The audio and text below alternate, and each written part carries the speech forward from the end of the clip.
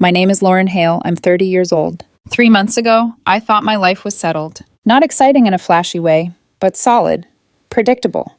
The kind of stability people spend their 20s chasing. I was engaged. I had a wedding date. I had a man who told people I was the one. Or at least I thought I did. We'd been together almost 4 years, engaged for 8 months. Our wedding was scheduled for October, just 2 months away. The venue was booked, invitations ordered, catering deposits paid. We even argued about the playlist, which in hindsight feels almost funny, as if that was the biggest decision we had left to make. We had $31,000 sitting in a joint account labeled Wedding Fund. My parents contributed $10,000. His parents gave $5,000. The rest came from us, mostly me. I was putting in around $200 a month. He contributed when he could, maybe $300 here and there. I didn't mind. I really didn't. I told myself love wasn't a spreadsheet, that partnership wasn't about perfect symmetry, that we'd even things out over time. He worked in real estate, long hours, client dinners, open houses on weekends. I trusted him completely. He mentioned his ex-girlfriend occasionally. Her name was Rachel. They dated in college, broke up years ago when she moved to California. He said they were friendly, that they'd grab coffee once in a while if she was in town.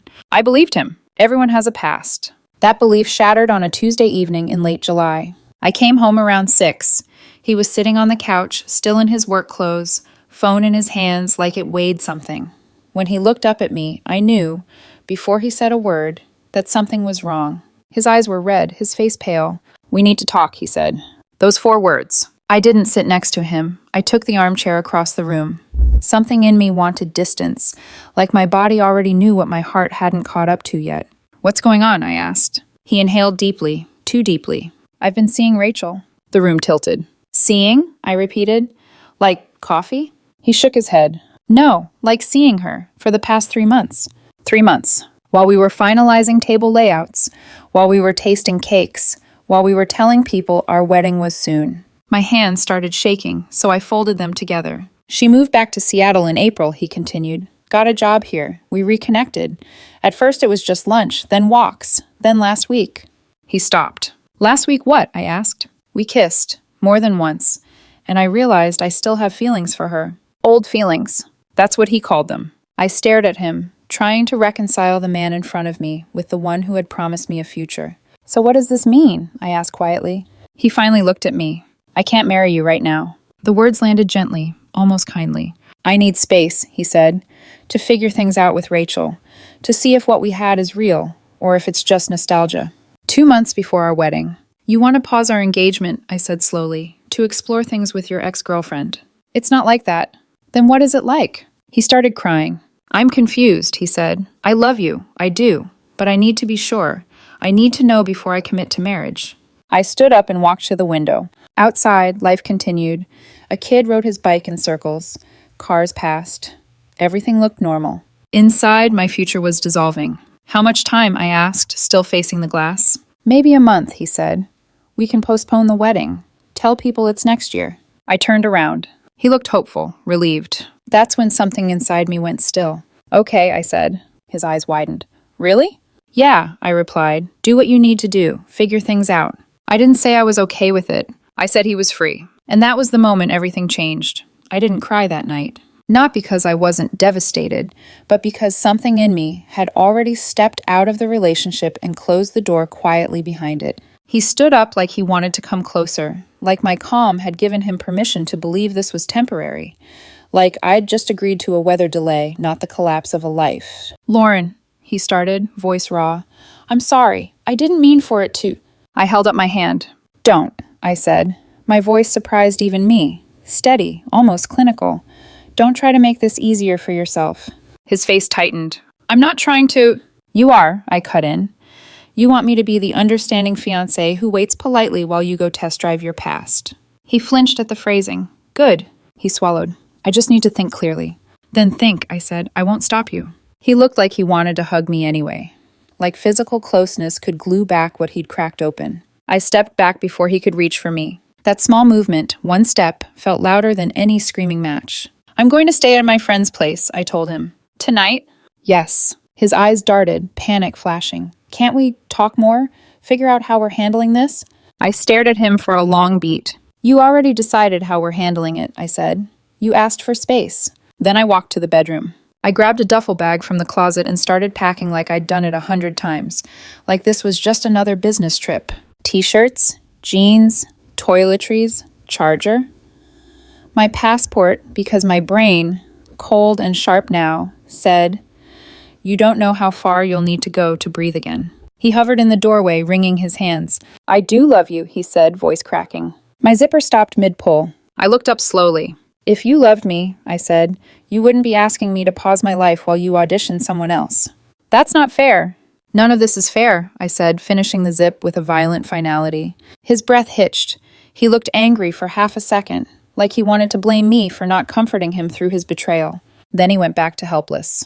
"Where will you go?" he asked. I didn't tell him the address. I didn't tell him the name of the friend. Because the part of me that still cared, still had muscle memory from 4 years, was finally being overridden by something older. Self-preservation. I walked past him into the living room, grabbed my laptop and charger, and stopped at the front door. He followed me. "Lauren, please." I turned. I could have said 100 dramatic things. I could have thrown the ring at him. I could have yelled until the neighbors learned our names. Instead, I said the quietest truth I'd ever spoken. "I hope Rachel is worth it," I told him, "because you don't get to come back and pretend this was just a phase." Then I left. My friend Jenna opened the door in sweatpants with her hair twisted up like she'd been asleep. The second she saw my face, her expression changed. "Oh my God," she whispered. "What happened?" I didn't answer right away. I just walked past her into the living room and sat down like my legs had finally remembered gravity. Jenna shut the door softly, then brought me a glass of water without asking. That's what real love looks like, I thought bitterly. Not declarations, not wedding boards, not joint accounts. Just someone seeing you fall and making sure you don't hit the floor alone. When I told her everything, her mouth went slack. "He said he needs space to figure out his feelings with his ex?" Jenna repeated like the words didn't belong in the same sentence. I nodded. Jenna's eyes turned sharp. "So he cheated. He says it was emotional and kissing." Jenna let out a humorless laugh. That's what they say when they're trying to minimize what they did. Then she leaned forward, elbows on knees. "Lauren," she said carefully, "what about the money?" And that was the moment my stomach dropped again. Because the betrayal wasn't just emotional. It had a number attached to it. A clean, neat number sitting in a joint account with both our names on it. I didn't answer her immediately, because I had been trying not to think about it. Trying not to admit that, in the middle of heartbreak, my mind had already started tallying. At 3 a.m., while Jenna slept in her bedroom, I lay on the guest bed staring at the ceiling fan. It clicked softly as it turned. Every rotation felt like another second of my life being rewritten. I opened my banking app. Wedding fund, $31,000. I clicked into the deposits. And there it was in plain, unforgiving numbers. My contributions stacked month after month like bricks. I had put in $18,000. His parents had put in $5,000. My parents had put in $10,000. And his personal deposits? The little ones sprinkled in between mine? Maybe $3,000 total. The account didn't care who gave what. It just cared that both of us had access. Either of us could wipe it clean by morning. And for the first time that night, I felt something beyond sadness. Fear. Because a man who can look you in the eyes and ask for space to test a relationship with his ex is not a man you trust with shared money. The next morning, Wednesday, I called in sick. Not because I wanted to rest. Because I needed to move before grief made me slow. At 9 a.m., when the bank opened, I was standing outside with my hair still damp from the shower and my sunglasses on like armor. The teller smiled politely. "Good morning. How can I help you?" "I need to make a withdrawal," I said. "How much?" My mouth felt dry. $18,000. She blinked once, then nodded, professional. She didn't ask why. She didn't ask if I was sure. She just typed, printed, and slid forms across the counter. My hand didn't shake when I signed. And when she placed the envelope of cash in front of me, it felt heavier than money should. It felt like 4 years of trust being converted into paper. I walked straight to a different bank, my bank, and deposited it into my personal checking account. Not out of revenge. Out of principle. Out of survival. I wasn't stealing. I was reclaiming. Then I went back to the apartment. Midday. Quiet. The kind of quiet that makes everything feel haunted. I used my key. Walked in. And for one brutal second, my body expected to hear his voice. Nothing. The living room looked exactly the same. Our throw blanket folded on the couch, the wedding binder on the coffee table like a cruel joke. I went to the bedroom and packed the rest of what mattered. Documents, jewelry, sentimental gifts from my parents. a framed photo from my graduation. Not the big furniture, not the shared things. Just the pieces of myself I refused to leave behind. It took 3 hours. When I was done, I stood in the kitchen staring at the counter. I needed to leave something. Not an argument, not a plea, a statement. So I grabbed a sticky note and wrote, I took back my contribution from the wedding fund. You can keep the rest for whatever you decide you need. Good luck figuring things out. I left it right beside the wedding binder. Then I blocked his number, blocked his Instagram, blocked his Facebook. Every door closed. And as I carried my last bag out, I felt something strange and almost terrifying. Not heartbreak. Not yet. Just a clean, icy clarity. Because if he thought space meant I'd wait, he didn't know me at all. I didn't plan the trip out of spite. That's the part people always get wrong. I didn't wake up thinking, I'll show him. I woke up thinking, if I stay here, I will drown. By Thursday afternoon, the apartment felt like a museum of almosts. Every object whispered his name. Every quiet second invited memories I didn't want to sit with yet. And then said the king. So I went somewhere memory couldn't follow me. Friday morning, I walked into a travel agency. Yes, an actual one. With brochures and a woman behind the desk who smiled like she enjoyed rearranging people's lives. I want to go to Europe, I told her, as soon as possible. She raised an eyebrow. One city or several, I said. I don't want to stay still. That felt important. By the time I left, I had a loose itinerary and a departure date, Sunday. London, Paris, Amsterdam, Barcelona, Rome. 5 weeks, one backpack, no compromises. The total came to 85. I paid without flinching. I still had nearly 10,000 left in my account, and for the first time, it was mine alone. I told only 3 people, Jenna, my parents, and my brother. No announcements, no explanations. I changed my voicemail message to, I'm out of the country for a while. If it's urgent, email me. Then I unblocked his number. Not so I could talk to him. So his calls would go to voicemail, and I wouldn't see them in real time. That way he could reach me, and I could still choose silence. I landed in London Monday morning, exhausted and hollowed out. Jet lag and heartbreak are a strange combination. Your body is disoriented, and your mind is raw enough to let everything through. I checked into a small hotel in Shoreditch, dropped my bag, and slept for 12 hours straight. When I woke up, something had shifted. Not healed, but steadier. I'd followed travel photographers on Instagram for years, saved posts, studied lighting, watched people live lives that felt just out of reach. Now I was here. That evening, I walked to Tower Bridge just before sunset. The sky melted into orange and violet, the river reflecting everything back like a mirror. I took a photo, not of myself, of the moment. And for reasons I didn't fully understand yet, I posted it. New chapter, starting now. I put my phone back in my bag and walked away. An hour later, curiosity got the better of me. 200 likes. That was unusual. Friends commented, co-workers, distant relatives. Wait, are you in London? Didn't you have a wedding coming up? I didn't answer. I kept moving. The British Museum the next day. Camden Market.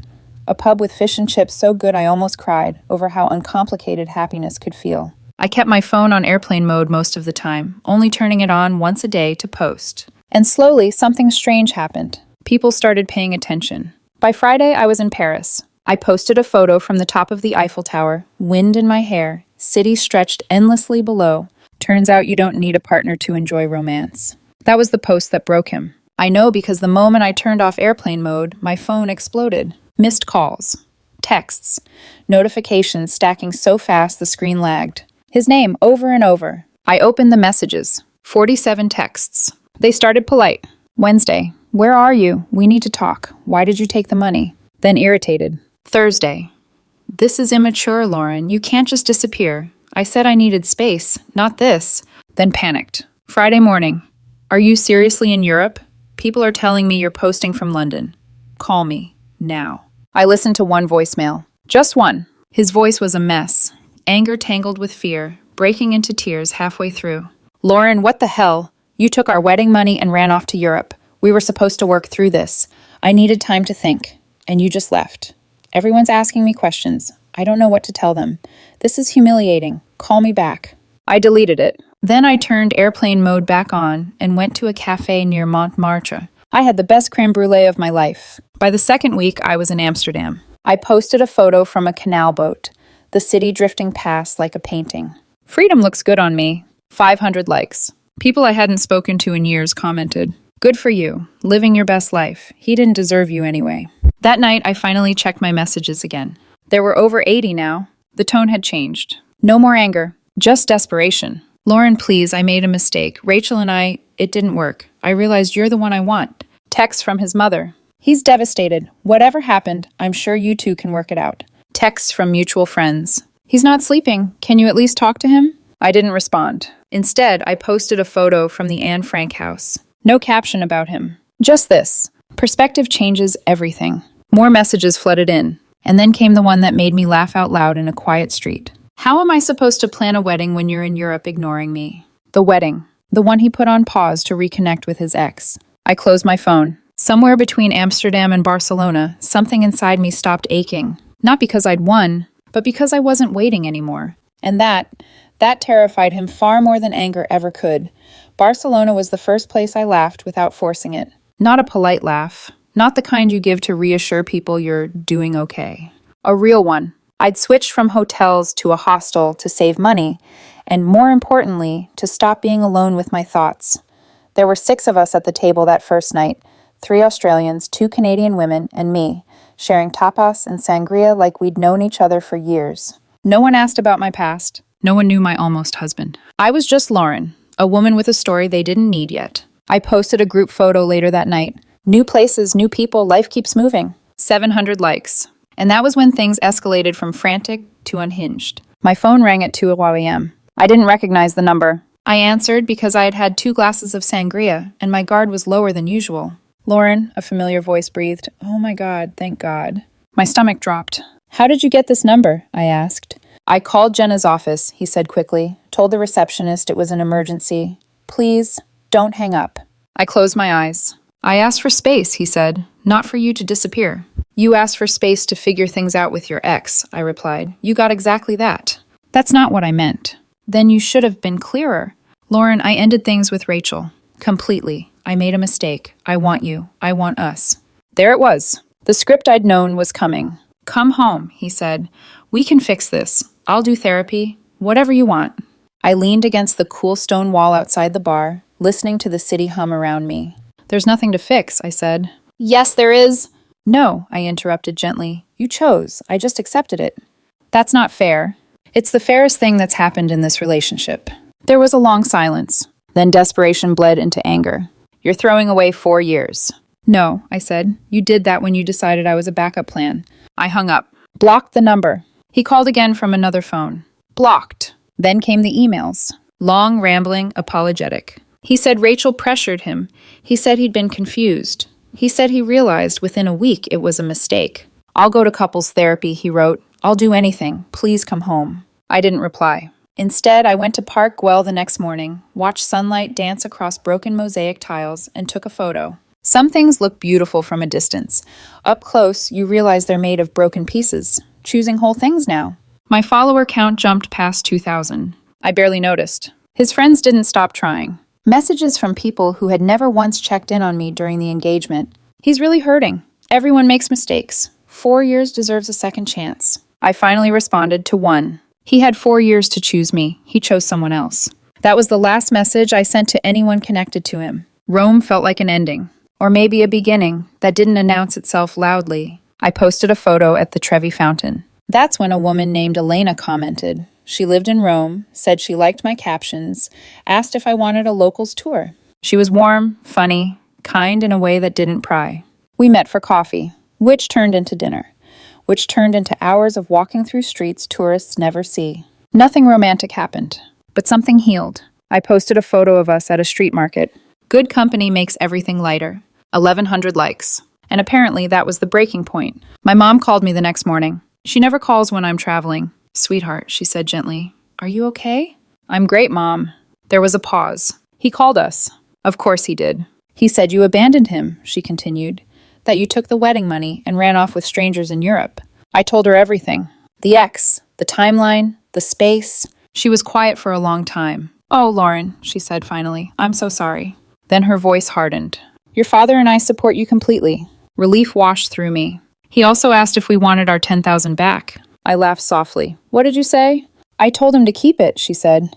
Consider it tuition for a very expensive lesson in loyalty. I loved my mother fiercely in that moment. That night, I posted one final story. Not a permanent post, just a story. A sunset selfie in Rome, my face relaxed, peaceful. For everyone asking, yes, I'm in Europe. Yes, I'm alone.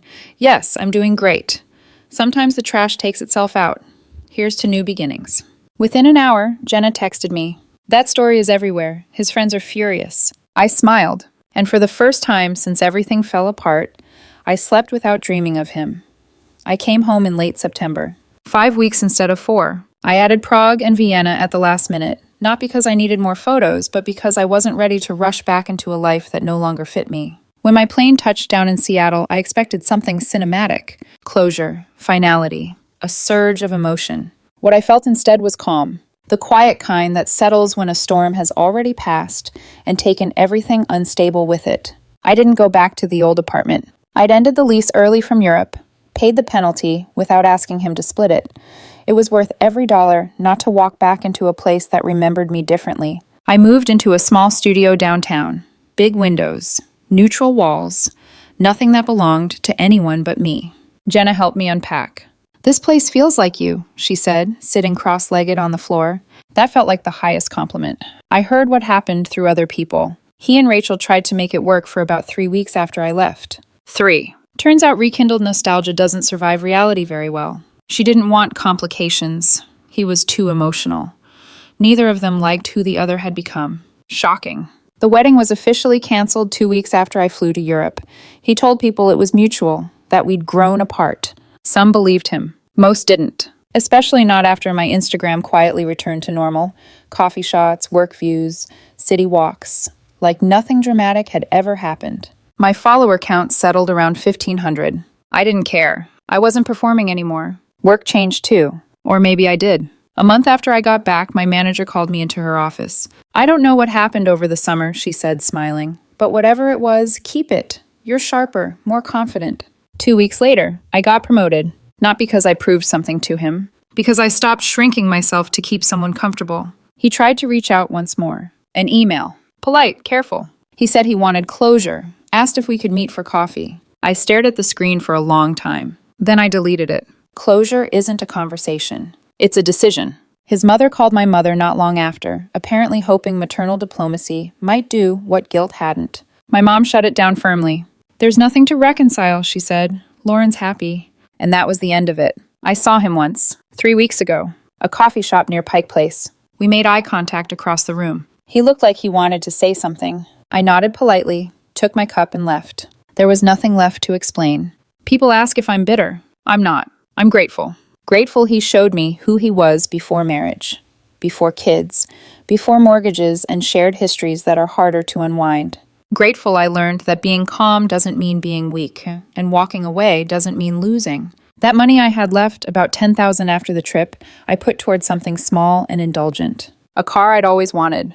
Nothing flashy, just something that made me smile every time I got behind the wheel. He used to call those things impractical. Turns out what he meant was unnecessary for him. I still message Elena sometimes. Nothing defined, nothing promised. She's visiting Seattle next spring for a photography workshop. We'll see. I'm not planning my life around possibilities anymore. I've learned something important. I'm good company. I don't need to be chosen twice. I don't wait in limbo while someone figures out if I'm enough. I already know I am. And if there's one thing Europe gave me, it wasn't distance from him. It was a return to myself.